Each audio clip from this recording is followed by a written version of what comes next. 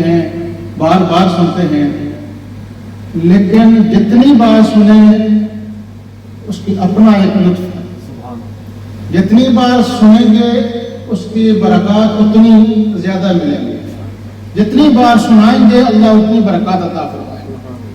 اس نیت سے کہ اللہ ان کا ذکر کرنے کے صدقے اور ان کا ذکر سننے کے صدقے اللہ ہماری بھی بگڑی بنا دے، دنیا اور آخرت سنوار دے، اس لیے کہ ان کا ہی صدقہ ہوگا تو دنیا بھی سنورے گی اور آخرت بھی سنورے گی۔ جو آیت مبارکہ میں نے تلاوت کی ہے، اللہ کریم ارشاد فرماتا ہے کہ قل لا، اے محبوب آپ فرما دیں، قل لا اسألکم، بات اللہ کی ہے، قرآن اللہ کا ہے، ایک اللہ اپنے محبوب سے فرماتا ہے اے محبوب میری طرف سے آپ اپنے امتیوں کو فرما دیں، اپنے غلاموں کو یہ بتا دیں، لا اسألکم علیہ اجرا، میں نے جو کچھ بھی تمہارے لیے کیا، میری وجہ سے آپ کو ایمان ملا، میری وجہ سے جنت ملی، میری وجہ سے دین اور دنیا کی نعمتیں ملی ہیں، ان سب کے بدلہ میں تم سے کوئی نہیں مانگتا، لا اسألکم، نہیں اس کچھ نہیں مانگتا، الا المودۃ فی القربى۔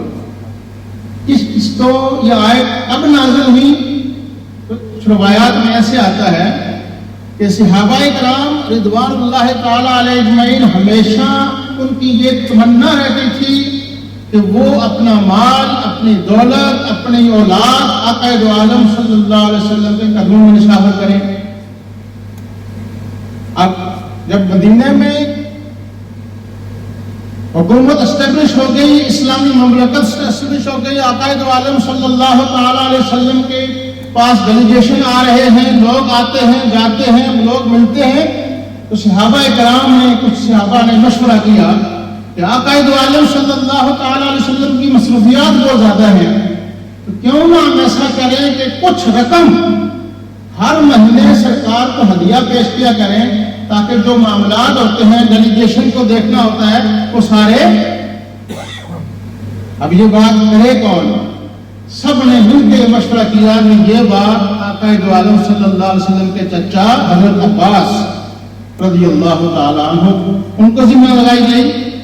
حضرت عباس حاضر ہوئے، جب یہ بات عرض کی اس وقت یہ آیت نازل ہوئی کہ محبوب یہ تمنا رکھتے ہیں کچھ ادا کریں، لیکن فرمائیں کہ میں اپنے لیے آپ ان سے کچھ نہیں مانگتا، ہاں اللہ فرما رہا ہے کہ کیا مانگو ان سے، الا المودۃ فی القربى، میرے قرابت داروں سے مودت کر۔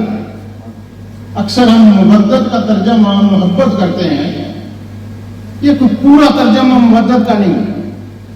محبت اور مودت میں فرق یہ ہے کہ جہاں محبت ہوتی ہے محب محبوب کے بغیر بھی زندہ رہ سکتا ہے، محب یعنی جو محبت کرنے والا ہے، اور محبوب جس سے محبت کر رہا ہے، خدا نخواستہ اگر ان میں جدائی ہو جائے تو پھر بھی کوئی زندگی میں معاملات میں فرق نہیں آتا۔ میں چند ایک مثالیں دیتا ہوں۔ باپ کو بیٹے سے محبت ہے، بیٹے کو باپ سے محبت ہے، ماں بیٹے کی محبت ہے، بیٹے اور ماں کی محبت ہے، بھائی بھائی کی محبت ہے، بھائی بہن کی محبت ہے۔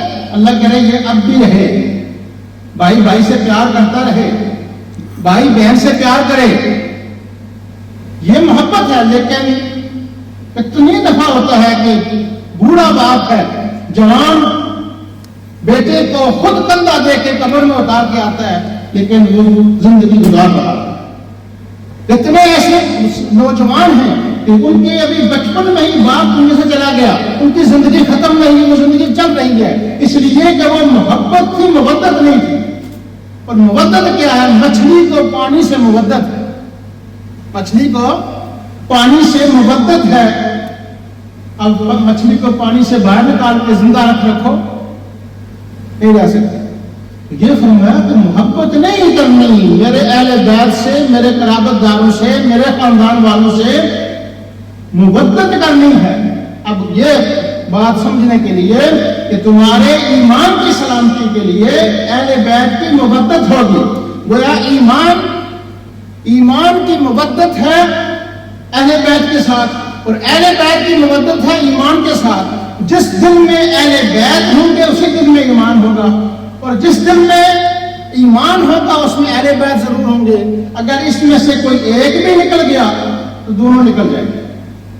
اہل بیت کو چھوڑ دیا تو ایمان کا دعویٰ ہوگا لیکن ایمان کامل نہیں ہوگا.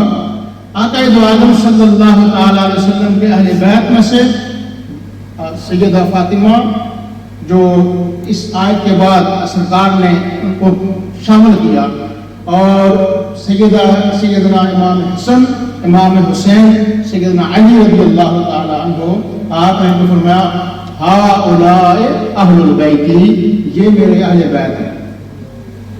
آپ کے اہل بیت میں آپ کے اولاد, آپ کی ازواج بھی شامل ہیں, لیکن اس پہرائے میں قائد عالم صلی اللہ علیہ وسلم نے مخصوص کر کے آپ فرمایا یہ میرے اہل بیت. اب اہل بیت کی مودت کیسے ہوگی؟ ہم تو دعویٰ کرتے ہیں اور جہاں آئے ہیں وہ سارے لوگ کام والے ہیں. آپ تو آج چھٹی کا دن بھی نہیں ہے, کام سے آ کے یہاں آئے ہو, اس کا مطلب یہ ہے کہ دل میں محبت تھی, ذکر حسین سننے کی محبت تھی, اسی لیے آئے. اب ہماری محبت کا ثبوت کیسے ہوگا؟ ہماری محبت سچی کیسے مانی جائے گی؟ اب ہم دیکھیں گے کہ اہل بیت کی کس کے ساتھ محبت ہے.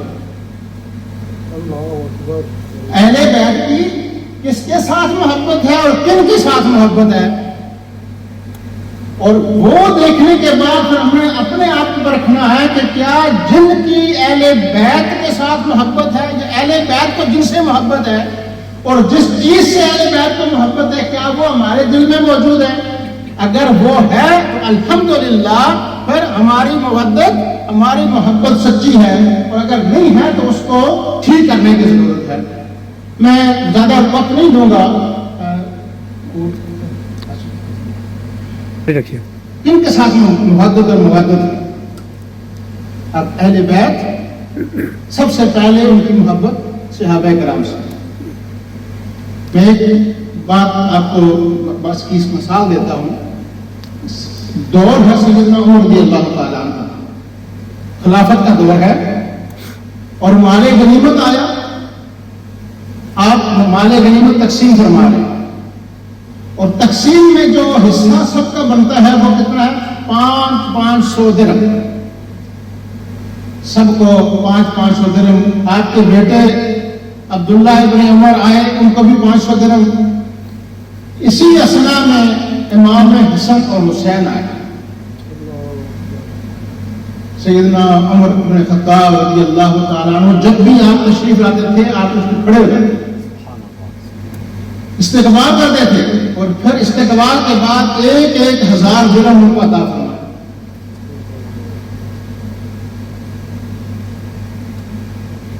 آپ کے بیٹے نے اعتراض اٹھایا, ابا جان میں اس وقت سے جنگوں میں شامل ہو رہا ہوں جس وقت امام حسن اور حسین گلیوں میں کھیلا کرتے تھے. اس وقت ابھی یہ بچے تھے اور ان کا تو کوئی اور اخراجات بھی نہیں ہے, میں صاحب اعزاز ہوں. آپ نے ان کو 1000 دیے اور مجھے 500.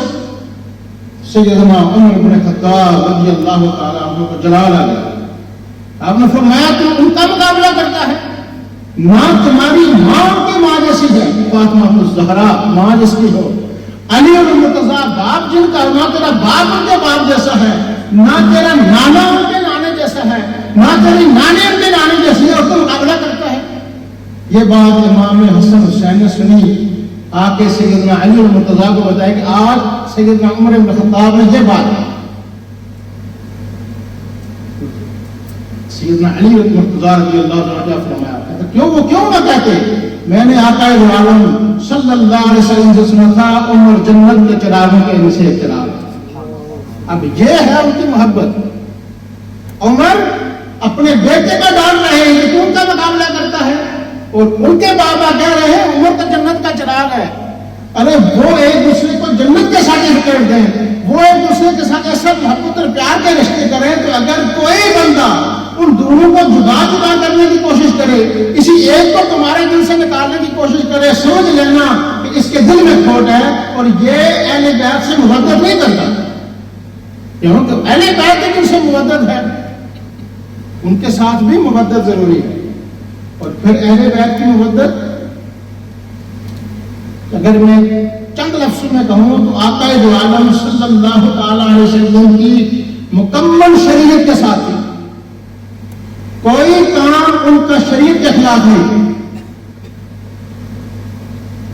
پھر ہم نے دیکھنا ہے اس کو کمپیئر کریں, موازنہ کریں. ان کی تو مودت تھی شریعت کے ساتھ, ان کی تو مودت تھی سنت کے ساتھ, ان کی تو مودت تھی آقا دو عالم صلی اللہ علیہ وسلم کے ساتھ, ان کی مودت تھی ابو بکر صدیق کے ساتھ, ان کی مودت تھی عمر فاروق کے ساتھ, ان کی مودت تھی عثمان ذو النورین کے ساتھ. کیا ہماری بھی ہے؟ اگر ہے تو الحمدللہ, نہیں ہے تو آج سے کوشش کرو کہ اس کو ڈائریکشن سیدھی کرنا. اور ایسی کوئی چیز, ایسا کوئی شخص جو اس ڈائریکشن کو ٹیڑھا کرنے کی کوشش کرے اس سے دور ہو جائے. کہ ہم نسلوں کا شکار ہو جاتے ہیں. ہمارا اگر اپنا ذاتی معاملہ ہو نا, کسی نے میرے کوئی چیز نقصان کر دی تو میں قیامت تک نہیں اس سے نہیں چھوڑتا. لیکن جب دین کی بات آتی ہے ہم مسلط کا شکار ہو جاتے ہیں, جانتے ہوئے کہ بندہ غلط ہے, پھر بھی کہتے ہیں یار ہمارا معاملہ نہیں ہے, ہمارا ہی معاملہ ہے, ایمان کا معاملہ ہے. اور جب ہم مومن ہیں تو ہمارا ہی معاملہ ہے. کوئی رشتہ داری, کوئی تعلق ایمان کے بعد, پہلے ایمان. آقا دو عالم صلی اللہ تعالی وسلم کے لیے اہل بیت. اور جس طرح علامہ صاحب حدیث بیان کر رہے تھے کہ آقا دو عالم نے ان کو جنت کا سردار کہا. سیدہ فاطمہ زہرا رضی اللہ تعالی عنہا کے لیے فرمایا کہ جنتی عورتوں کی سردار ہے. سیدنا علی رضی اللہ تعالی عنہ ان عشرہ مبشرہ میں شامل ہیں جن کو آقا دو عالم صلی اللہ علیہ وسلم نے جنت کی بشارت دی. سیدنا ابو ہریرہ رضی اللہ تعالی عنہ فرماتے ہیں کہ ہم مدینے میں تھے, آقا دو عالم صلی اللہ علیہ وسلم ہمیں موجود نہیں پایا, تو ہر بندہ یہ پریشان ہو گیا کہ کہیں سفر کرتے ہوئے کسی یہودی نے نقصان نہ پہنچا دیا. ہم سارے تلاش میں نکل گئے. کہتے ہیں ہم سارے تلاش کر رہے تھے کہ مجھے اندازہ تھا کہ کبھی کبھار فلاں باغ میں سرکار تشریف لے جاتے ہیں. کہتے ہیں جہاں سے وہ پانی آتا ہے, پانی باہر نکلتا ہے کنویں کا, وہاں سے آپ فرماتے ہیں ایسے میں اندر گیا جیسے لومڑی جاتی ہے, یعنی وہ چھوٹی جگہ تھی. تو میں دیکھا کہ آقا دو عالم صلی اللہ علیہ وسلم کنویں میں دونوں قدمین مبارک جو ہے وہ کنویں کے لٹکائے ہوئے اور بیٹھے ہوئے. میں پیچھے سے گیا, سرکار نے فرمایا کون ہے؟ ابو ہریرہ. یا رسول اللہ, ابو ہریرہ کس بات میں تمہیں یہاں بھیجا؟ یا رسول اللہ ہم سارے پریشان تھے اور میں بھی تھا اس لیے آیا ہوں. کہتے اتنی گفتگو ہو رہی تھی کہ کسی نے وہ دروازہ ڈال کیا, جو وہ گیٹ لگا ہوا تھا باغ کا. تو آقا دو عالم صلی اللہ علیہ وسلم ابو ہریرہ جاؤ دروازہ کھولو اور آنے والے کو جنت کی بشارت دو.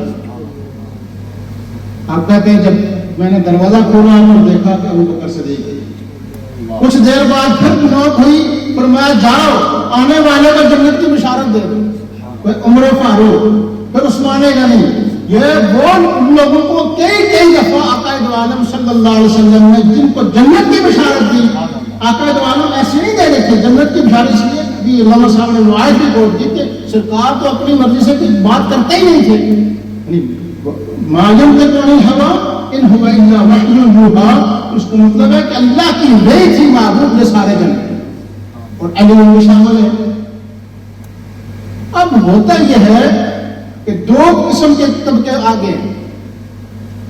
اگر آپ ابو بکر اور عمر کا نام لو, ایک دو ہے جن کو مرور شروع ہوتے ہیں,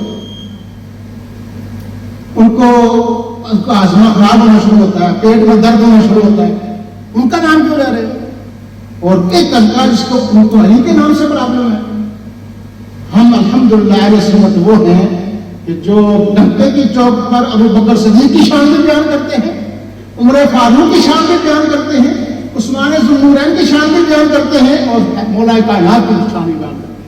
ہم اس حدیث کو بھی مانتے ہیں جس کے اوپر آقا نے فرمایا, جس کے لیے غدیر کا یہ بڑا جشن مناتے ہیں, من کنت مولا ہو فہذا علی مولا ہو, کہ جس کا میں مولا ہوں اس کا علی مولا ہے. اس کے بعد ابو بکر صدیق اور عمر فاروق آ کر علی تم ہمارے مولا ہو, تم ہمارے مولا ہو. جن کا جو صدیق کا مولا ہے وہ ہمارا مولا ہے, اور جو صدیق کے یار ہیں وہ ہمارے دوست ہیں. اور آقا دو عالم کی دوستی کا یہ علم ہے کہ کربلا کا واقعہ آپ نے سنا ہوگا, اکثر سنتے ہو خطبہ سے. کہاں سے شروع ہوتا ہے کہ بھائی امام حضرت عباس علمبردار کے بازو کاٹ دیے گئے, ان کو شہید کر دیا گیا. اس کے بعد پھر آ جاتے ہیں جی کہ امام حسین کے صاحبزادے فوت ہوئے, آنو محمد فوت ہوئے. حاجی صاحب اپنی وہ منقبت میں ذکر کر رہے تھے کہ آپ کی بہن کے بیٹے آنو محمد قربان ہوئے, امام حسین کے بیٹے قربان ہوئے. لیکن حضرت علی کے 3 بیٹے اور اسی جنگ میں قربان ہوئے اپنے بھائی کے ساتھ, ان کا ذکر نہیں کرتے. بہت کم سنا ہوگا. ان میں عباس علمبردار یہ حضرت علی کی اولاد ہے, دوسری زوجہ سے. اس کے بعد ابو بکر بن علی, عمر بن علی اور عثمان بن علی, یہ 3 لوگ بھی شہید ہوئے. لیکن ان کا نام اس لیے نہیں لیا جاتا کہ ان کے نام خلفائے ثلاثہ پہ تھے. اب ان کی محبت کا عالم دیکھو کہ انہوں نے بیٹوں کے نام اور بیٹوں اولاد کے نام اس کے نام پہ رکھا جاتا ہے جس کے ساتھ آپ کو محبت ہوتی ہے. اکثر ہم محمد نام رکھتے ہیں اس لیے کہ آقا دو عالم سے محبت ہے. انبیاء کے نام کے ساتھ نام رکھتے ہیں, محبت ہے. اللہ کے نام کے اوپر نام رکھتے ہیں, محبت ہے. تو ان کی محبت دیکھو کہ ان کے اولاد کے نام کیسے. اور پھر سیدہ فاطمہ زہرا رضی اللہ تعالیٰ عنہ کی بیٹی بھی تھی, اس کا کہیں ذکر آپ کو نہیں ملے گا. کیوں کہ وہ بعد میں زوجہ بنی سیدنا عمر فاروق رضی اللہ تعالیٰ عنہ ہوتی. اس رشتے میں حضرت علی سسر ہوئے اور حضرت عمر داماد ہوئے. تو کیا سسر اور داماد میں کوئی لڑائی والا رشتہ ہوتا ہے؟ جس کے ساتھ تمہاری لڑائی ہو, دشمنی ہو, وہاں کوئی اپنی بیٹی دیتا ہے. اور وہ رشتہ بھی حضرت عمر نے اس لیے مانگا تھا کہ علی تم ہمارے مولا ہو, میں چاہتا ہوں قیامت والے دن یہ رشتہ میرے کام ہے, یہ تعلق میرے کام ہے. آخری بات کر کے میں بات ختم کرتا ہوں کہ امام حسین رضی اللہ تعالیٰ عنہ 10 محرم الحرام اور اتفاق سے جمعہ کا دن تھا, اور آج بھی جمعہ کا دن. اور 10 محرم الحرام ہے, صبح آپ نے نماز ادا فرمائی, نماز پڑھائی باجماعت, اور ڈر نہیں تھا. وہ ڈر میں جلدی پڑتا ہے. آپ نے تسلی سے نماز پڑھی, لمبی لمبی صورتیں اس میں آپ نے ادا کی, اور اس کے بعد لمبا سجدہ فرمایا. دوستو جب موت سامنے نظر آ رہی ہو نا تو سب چیزیں بھول جاتی ہیں. لیکن وہ حیدر کرار کے لگتے جگر تھے. وہ تھے کہ جن نے رسول اللہ کی زبان چوس کے بڑے ہوئے تھے. وہ تھے کہ جن کو جرت آقا دو عالم صلی اللہ علیہ وسلم سے اور حضرت کرار سے وہ ورثے میں ملی تھی. اس کے بعد ایک ایک کر کے شہید ہوتے کہ آپ کے جانشار اولاد اور بھتیجے. انصاف کی بات کریں, اگر ہمارے گھر سے ایک میت چلے جائے, بوڑھا باپ 90 سال کا 100 سال کا باپ چلا جائے, تو کئی مہینوں تک اولاد اٹھ نہیں سکتی. دکھ ہوتا ہے, تکلیف ہوتی ہے, غم ہوتا ہے, غم میں مبتلا رہتے. کبھی سوچا ہے کہ امام حسین سے کیا گزری ہوگی جب قاسم جیسے بھتیجے قربان ہو گئے, اونو محمد جیسے بھانجے قربان ہو گئے, اپنے جو ہے وہ لگتے جگر جو آقا دو عالم صلی اللہ علیہ وسلم کے ہم شکل تھے وہ قربان ہو گئے, 6 ماہ کے علی اصغر قربان ہو گئے. لیکن حوصلہ نہیں کیا. کیوں؟ ان کی جنگ دنیاوی نہیں تھی, ان کی جنگ دین کی بقا کے لیے. انہوں نے ان سجدوں کا حق ادا کیا کہ جو کبھی کبھی آپ آقا دو عالم صلی اللہ علیہ وسلم کی جو کندھے مبارک پہ بیٹھ جاتے تھے نماز کے دوران اور وہ سجدے لمبے فرما دیتے تھے, آج انہوں نے سجدوں کا حق ادا کیا. اور پھر جب آپ کا وقت آیا اور الحمدللہ اہل بیت کے ہر فرد نے جرأت اور بہادری کے ساتھ مقابلہ کیا. ایک ایک فرد نے کئیوں کو واسطے جہنم کیا.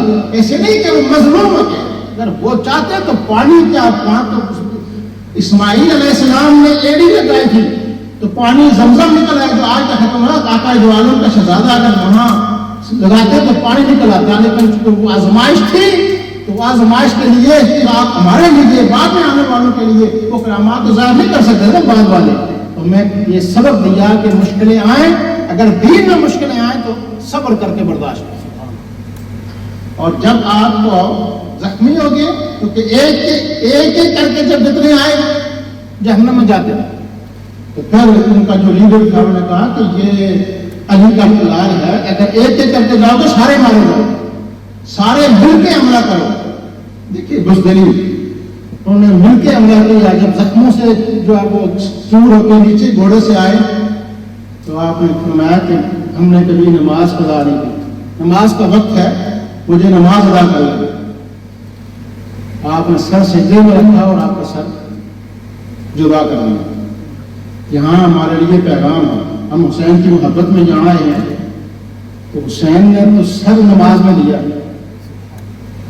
حسین نے اپنا سر نماز میں قربان کر دیا. اس کا مطلب ہے کہ حسین کو نماز سے بڑی محبت ہے, اس کے بغیر آخر میں بھی نہیں رہ سکے. جنگ کی حالات ہے,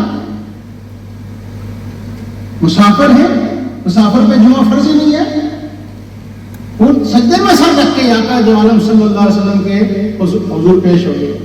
اور پھر جب آپ کے جو شہداء کو اور اہل بیت کو شام کی طرف لے جایا گیا, نیزے پہ سر مبارک رکھا ہوا ہے اور وہ قرآن کی تلاوت فرما.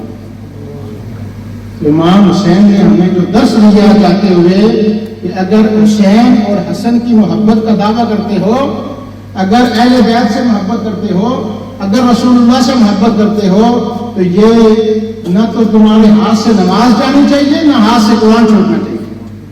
اب یہ فیصلہ ہم ایک دوسرے میں تو ہم کر سکتے ہیں کہ یار یہ تو نہیں پڑھتا, وہ نہیں پڑھتا, یہ بڑا آسان ہے. لیکن اپنے آپ کو سیدنا عمر فرمایا کرتے تھے ہاتھ سے قبل ان تحاسبوا, اپنا حساب کرو اس سے پہلے کہ تمہارا حساب کیا جائے. تو ہم نے خود کا حساب کرنا ہے کہ ہم امام حسین کی محبت کے جتنے دعوے دار ہیں, کیا عملی طور پر بھی امام حسین کی محبت کا جو ہم عملی مظاہرہ کرتے ہیں. اور بے شمار چیزیں, میں صرف یہ دو چیزیں کیا, اور اس کے متعلق سرکار نے فرمایا تھا انی تارک ثقلین, میں تمہیں دو چیزیں چھوڑے جا رہا ہوں. ایک حدیث ہے کتاب اللہ و سنتی, اور دوسری کتاب میں حدیث میں ہے کتاب اللہ و عطرتی. جب تک ان کو تم پکڑے رکھو گے گمراہ نہیں ہوگے.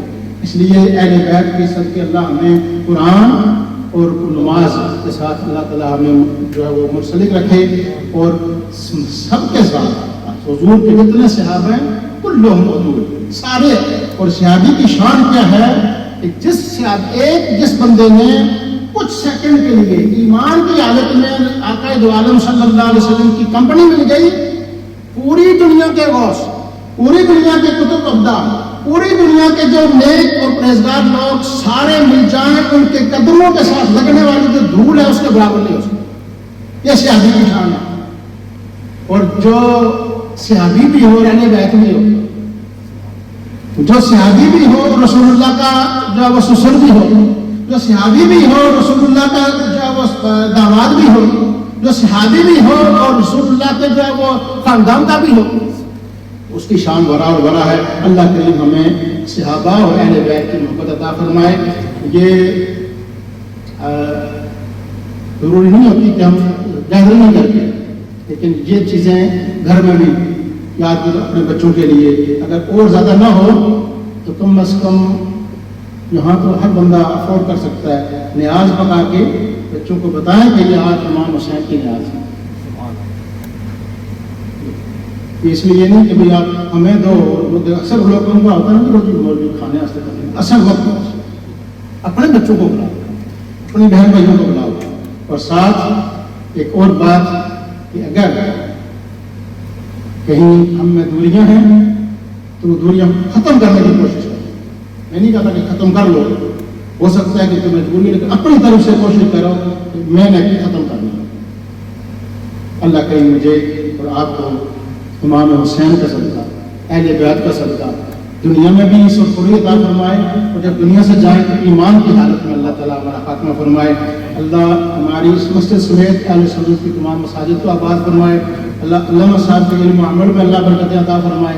اللہ تعالیٰ جو دین کی خدمت کر رہے ہیں اس کو قبول فرمائے. وآخر دعوانا الحمدللہ.